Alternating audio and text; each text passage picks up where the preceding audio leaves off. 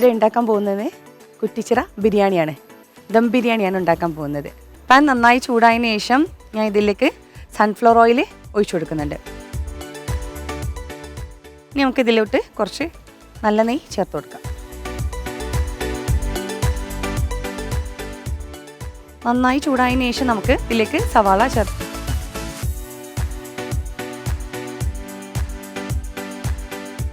നമ്മളെ ഒനിയൻ നന്നായിട്ട് ഫ്രൈ ആയി വന്നിട്ടുണ്ട്. നമുക്ക് വറുത്ത് കോരാം. നമുക്ക് ഈ സെയിം ഓയിലിൽ തന്നെ നമ്മളെ അണ്ടിപ്പരിപ്പും മുന്തിരിയും കൂടെ ഒന്ന് വറുത്ത് കോരാം.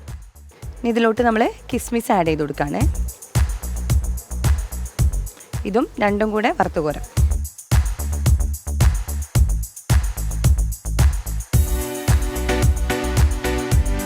പാൻ ചൂടായിട്ട് നമുക്കിതിലേക്ക് മസാല റെഡിയാക്കി എടുക്കാം. ഈ ഉള്ളി ഫ്രൈ ചെയ്ത ഓയിൽ തന്നെ ഒഴിച്ചു കൊടുക്കാം.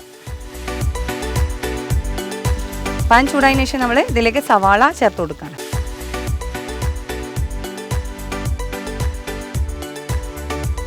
സവാള നന്നായിട്ട് വഴറ്റിയെടുക്കണം.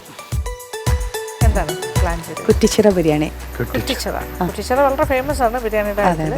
അപ്പോൾ ആ ബിരിയാണി നമുക്ക് ചെയ്യാൻ പറ്റില്ല, നമ്മുടെ സ്വന്തം ബിരിയാണി ആയിരിക്കണം. അതെ അതെ, ആ ഒരു സ്റ്റൈലിന് എൻ്റെ സിഗ്നേച്ചർ ബിരിയാണി. അതാണ് അതെ അതെ. വാട്ട് ക്രിയേറ്റിവിറ്റി എന്നുള്ളത്. അതിൽ ഒരുപാട് മാറ്റങ്ങൾ ഉണ്ടാവണം, വ്യത്യാസം ഉണ്ടാവില്ല. വല്ലാതെ മാറ്റങ്ങളൊന്നും വരുത്തിയിട്ടില്ല. ഉള്ളി നന്നായി വഴന്നതിന് ശേഷം നമ്മൾ ഇതിലേക്ക് ചിക്കൻ ചേർത്ത് കൊടുക്കാം. ഇനി നമുക്കിതിലോട്ട് ഉപ്പ് ചേർത്ത് കൊടുക്കാം. ഇനി നമുക്കിതിലേക്ക് ഇഞ്ചി, വെളുത്തുള്ളി, പച്ചമുളക് ചതക്കിയത് ചേർത്ത് കൊടുക്കാം. നന്നായി ഇളക്കി മിക്സ് ആക്കിയതിന് ശേഷം നമുക്കിതിലോട്ട് തക്കാളി ചേർത്ത് കൊടുക്കാം.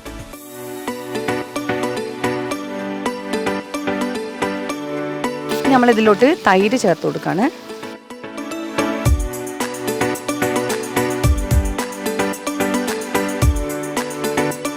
നമുക്കിതിലോട്ട് ചെറുനാരങ്ങ നീര് ചേർത്ത് കൊടുക്കാം. അതേപോലെ ഇനി നമ്മൾ മല്ലിച്ചപ്പ്, പുതിന ചെറുതായി നുറുക്കിയത് ഇതിലേക്ക് ചേർത്ത് കൊടുക്കാം. ഇതിലോട്ട് നമ്മളൊരു 1/4 ടീസ്പൂണ് കുരുമുളക് പൊടി ചേർത്ത് കൊടുക്കാം. നമ്മളിതിലോട്ട് പൊരിച്ച സവാള കുറച്ച് ചേർത്ത് കൊടുക്കുകയാണ്. ഈ ബിരിയാണീൻ്റെ സ്പെഷ്യൽ എന്താണെന്ന് വെച്ചാൽ നമ്മളിതിൽ കൂടുതൽ മല്ലിയില ചേർക്കുന്നുണ്ട്.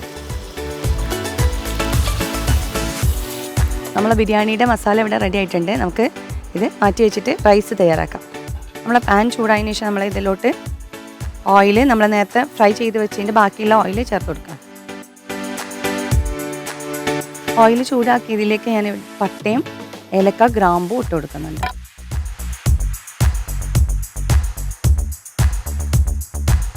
ഇതിന് 1 കപ്പ് റൈസിന് 2 കപ്പ് വെള്ളം എന്നുള്ള നിലക്ക് ഒഴിക്കാം. ചില അരി, അതായത് കുറച്ച് പഴകിയ അരിക്കാണ് കൂടുതൽ വെള്ളം വേണം. പുതുതായിട്ട് വരുന്ന അരിക്ക് കുറച്ച് വെള്ളം കുറവായിട്ടാണ് വേണ്ടത്.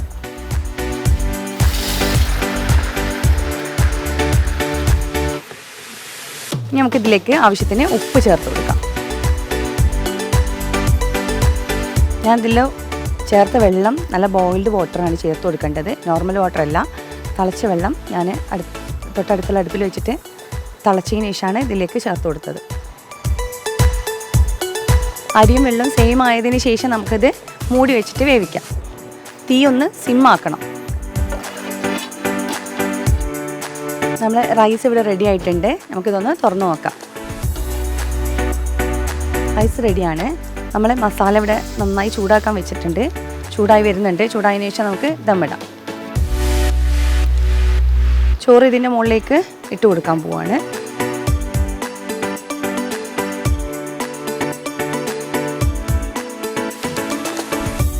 നമ്മൾ സാധാ ബിരിയാണി ദമ്മിടുന്ന പോലെ തന്നെയാണ് നമ്മൾ പുറത്ത് വെച്ച അണ്ടിപ്പരിപ്പും കിസ്മിസും ഉള്ളിയും കൂടെ ഇതിൻ്റെ മേലെ ഇട്ട് കൊടുക്കുകയാണ്. കുറച്ച് മല്ലിയില, ശേഷം കുറച്ച് ബിരിയാണി മസാല വിതറി കൊടുക്കാം.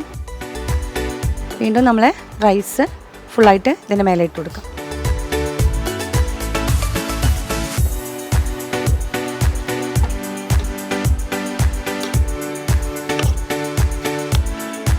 വീണ്ടും ആദ്യം ചെയ്ത പോലെ കിസ്മിസും ഉള്ളിയും അണ്ടിപ്പരിപ്പും വിതറി കൊടുക്കുക. കുറച്ച് മല്ലിയില, കുറച്ച് ബിരിയാണി മസാല.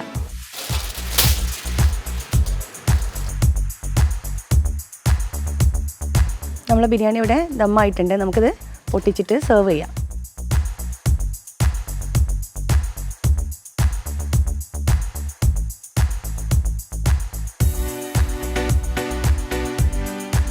അങ്ങനെ നമ്മളെ സ്വാദേറിയ ബിരിയാണി ഇവിടെ റെഡി ആയിട്ടുണ്ട്.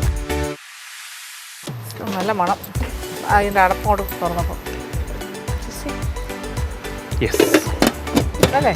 വന്നു. ഓക്കെ.